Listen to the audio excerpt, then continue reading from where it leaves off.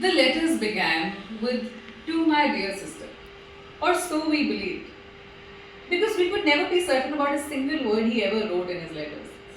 It wasn't even clear what script these knotted, twisted, winding, slithering, overwritten, crooked, and jagged marks on the paper ever represented. Ramana was aware of this very special talent of his. So he had someone else write the address. But he wrote the "to" above the address himself in English. Those who think that it is impossible to go wrong while writing alphabets involving not more than two short lines and a small circle should see the way he destroyed them. The O sometimes hung above the T like a nose, or it scrawled below the vertical line of the T. Sometimes the two letters were next to each other but too close, making it appear as if the T had grown a pot belly. His address, written in within his address, written within the letter, would again be in English, looking like a tangle of thorny bushes. Now, what did Ramana write in these letters?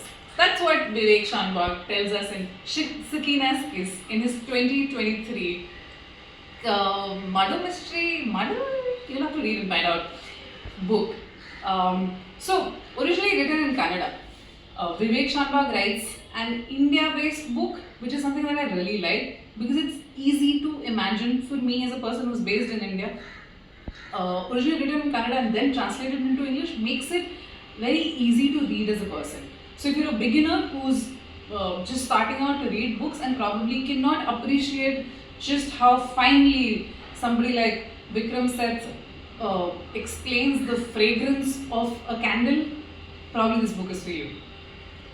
The book then, it starts with this one person who's, of course, somebody who's an engineer and married to another engineer in Bangalore, and how they've got married and they now have children.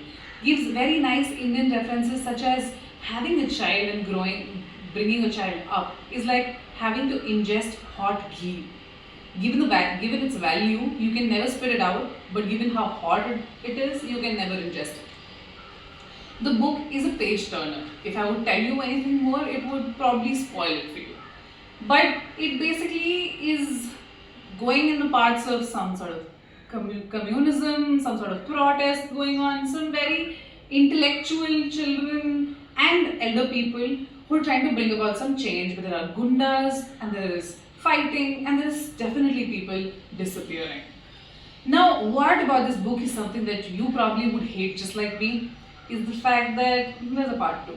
And the fact that it was just written last year, you'll have to probably wait a couple more years for the second part to come out. But Vivek Shanbhag is an amazing writer, and this is a book that is an easy read, and this has some 180 pages, very big fonts as well. So I really recommend that you read this book. So please read and let me know. And in case you have some comments or would like to share some of your experiences, please drop them in the comment box. Bye bye.